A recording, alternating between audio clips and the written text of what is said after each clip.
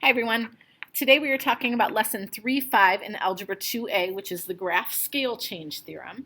Now if you recall, the last lesson we learned was the graph translation theorem. So really, we've already learned about what translations do on a graph. Now we're going to talk about something called scale changes. Okay, scale changes work through multiplication and division as opposed to the addition and subtraction that we talked about with translations.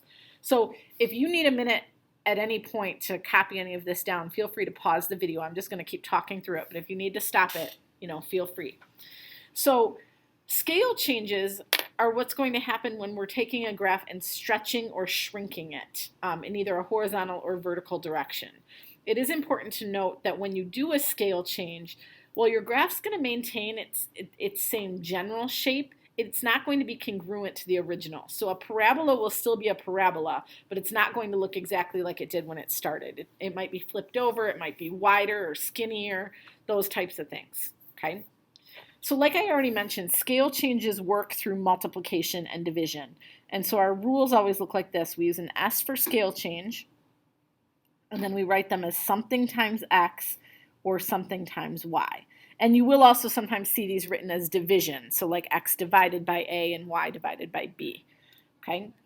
So just like before, anything that's going on with the X, that's representing a horizontal move of some kind. Anything that's going on with the Y is going to affect it vertically, okay? And then for both of those things, whether it's on the X or on the Y, I'm going to jot down that multiplication makes it stretch, and division makes it shrink. Now I'm being careful about how I say this. I'm going to have to clarify this in just a minute. Okay, so multiplication causes a stretch, division causes a shrink, which should make sense, right? Multiplication makes things bigger, division makes things smaller. Here's where we get into trouble, and I don't know that you need to write this example down specifically, but it's how I'm going to clarify these things. What if I give you a rule that says something like 1/2 x, comma, y? So xy is being transformed this way. Technically, that's multiplication, right? But if you're multiplying by 1/2, that actually makes it smaller. This same thing could be written as x divided by 2, and then we would say it's a shrink.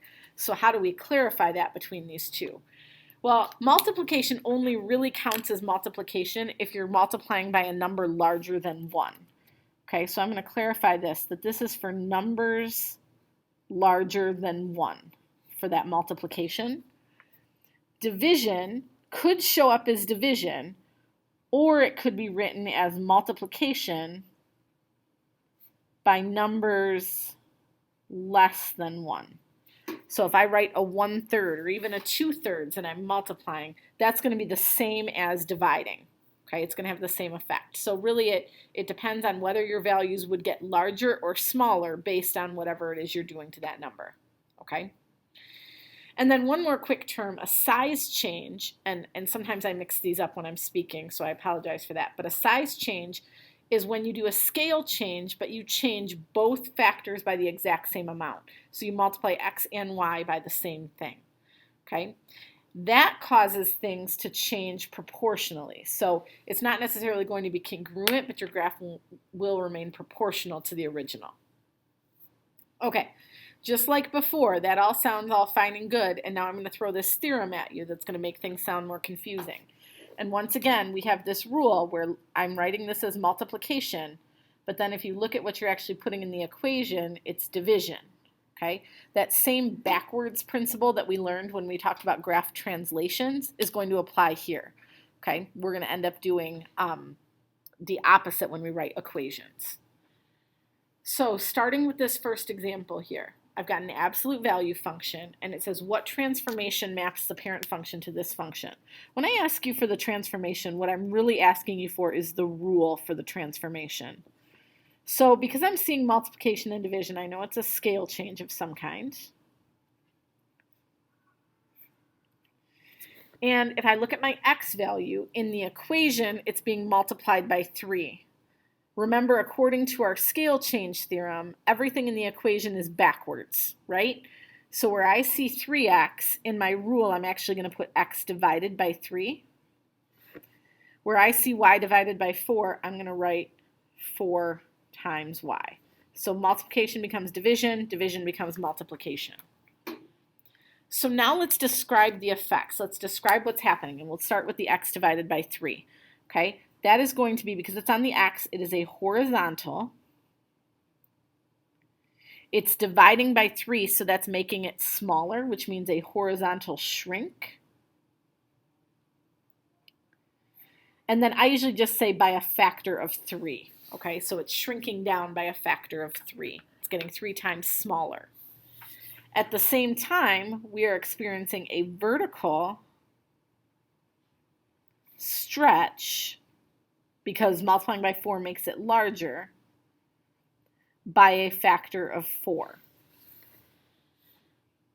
So as far as my graph goes, this is an absolute value function. We know that absolute value functions look like a V.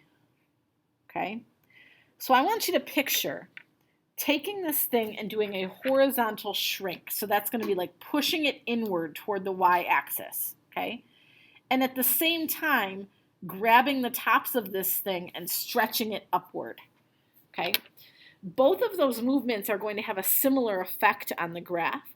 What's going to happen is it's going to be a super skinny V, because the horizontal shrink is pushing it inward while the vertical stretch is pulling it upward. Okay? These are difficult to think about in terms of the picture. When you're looking at translations, it's easy to tell if something is moving left or right as opposed to up or down. But when you're looking at stretches and shrinks, it's hard to tell if something got smaller because it got shrunk inward or because it got stretched upward. Let me show you what I mean by that. Start with just the parent function of the absolute value function. Okay, so there is my absolute value function. Okay, it's a V. Make that a little darker for you. And I'm going to start by just doing one of the transformations that we just talked about. So I'm just going to do the 3x that's inside. So I'm not worrying about the y one right now. Okay, notice that blue graph is skinnier than the red graph, right? Because what happened is I took all of these values here and I divided them by 3. I shrunk them inward horizontally, okay? So I took the two ends of it, and I keep pointing to the screen and you guys can't see me, but I took the ends of the red graph and pulled them inward, okay? Now, when I do a vertical stretch, so actually I'm going to take the 3x out now, and I'm going to do the vertical stretch, which would be the y divided by 4.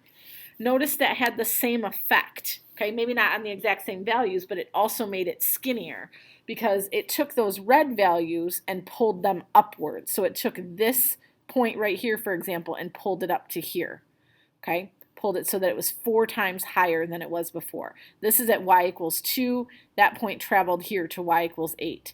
So when I take this point and pull it inward, at the same time that I'm pulling points upward, they're kind of working in the same direction. And look at what happens, is you end up with a super, super skinny V there. So sometimes you're going to have these things working together and they're both kind of creating the same effect. Sometimes they're going to be working against each other, and then it's just a matter of which one of them has a stronger magnitude, which one of them has a stronger number. As far as you are concerned, all you have to be able to tell me is that's going to be a very skinny V. Okay, you do not have to worry about getting these points in the right spots. You just have to be able to tell me, okay, a horizontal shrink is going to make the V skinnier. Okay? Okay, so let's head back to your notes now. So you have this example 2 in your notes, and this was actually meant to be a little bit more of an exploration in class. Since I'm not seeing you in class for this lesson, we're going to skip this example for right now. And we may come back together as a group and do it if I feel like we need to. This really focuses more on the individual points, and that's not what's so important to me as not as important as knowing the overall effect of the transformation. So I just want to jump straight to example 3 here. Okay. So this first one says, sketch the image of y equals x cubed under this transformation. Well, first let's figure out what the heck this transformation does. And there is something here that I hadn't mentioned before. Okay, there's a negative sign. Negative signs take your graph and flip them over. They are reflections. Okay, so maybe back here where we talked about our scale changes. we should also make a note that if I take x comma y and I make it negative x comma y, that is going to be a horizontal reflection.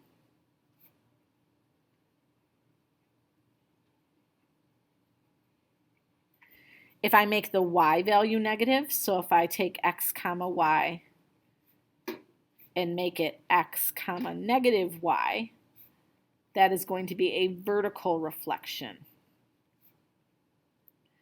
Now, the good news about these is they don't really do the opposite thing that the other two transformations do. So the horizontal reflection and the vertical reflection, putting a negative on the x value, if I were to go put that in the equation, this would really be like -1 times x. So when I put it in the equation, it would be like x divided by -1, but multiplying by -1 and dividing by -1 do the exact same thing. So with these ones, if I see a negative x in the rule, I'm just making the x negative in the equation. And you'll see that in a couple of examples we're about to do. Here's where things do get to be a little bit backwards.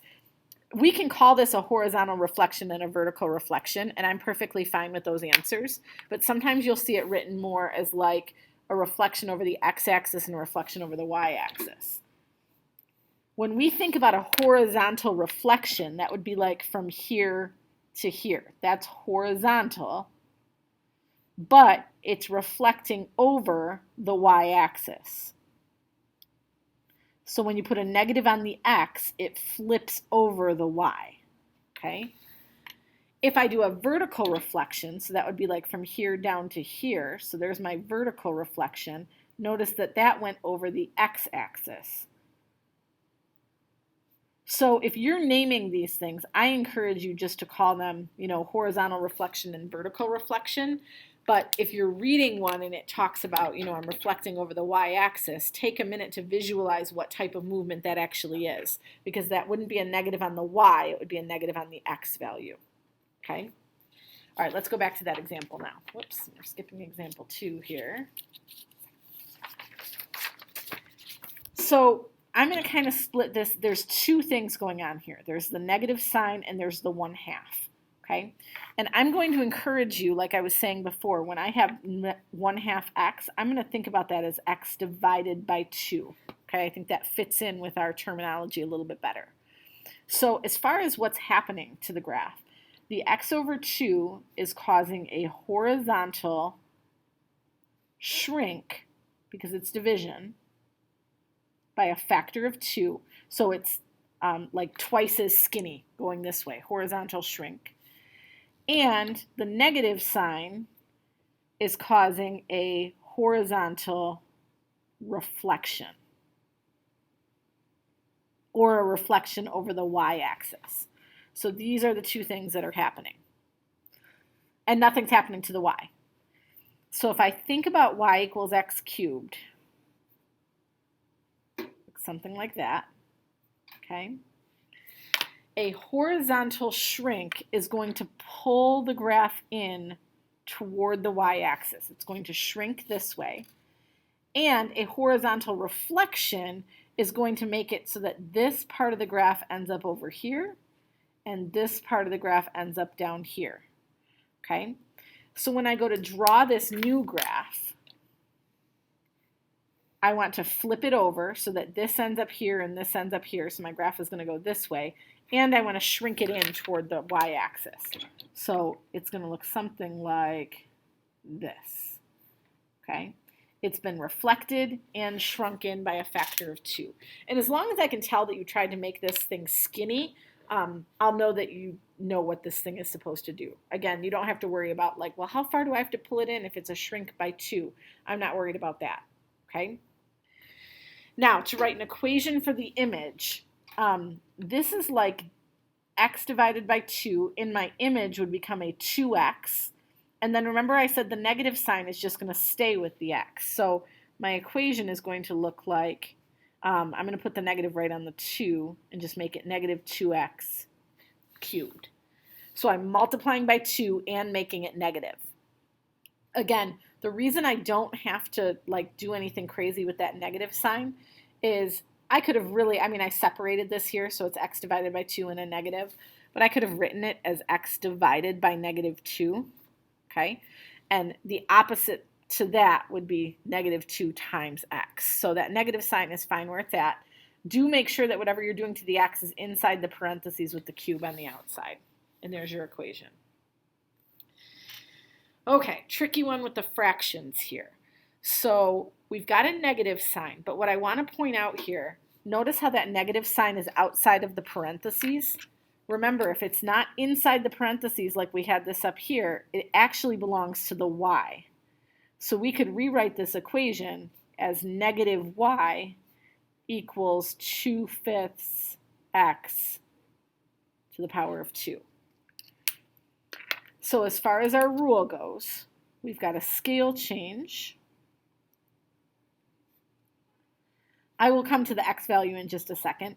My y value I know is going to be negative y. That's all I know so far, is that my y is supposed to be negative. Now, this is being multiplied by 2/5. So as far as what I want to put in my rule, I know what you're thinking. You're going to be thinking x divided by 2/5. That's kind of ugly though. We don't like putting fractions inside of fractions, okay? So instead of thinking about it as division, let's think about it as multiplying by a reciprocal. So dividing by 2/5 is the same thing as multiplying by 5/2. And so then this would look like 5/2x, comma y. Okay? So multiplying by 5/2, the opposite of that would be multiplying by 2/5. And I know that we're not using the division there, but we don't like to divide with fractions. So as far as the effect on the graph, would this be a stretch or a shrink? It's kind of an important question here.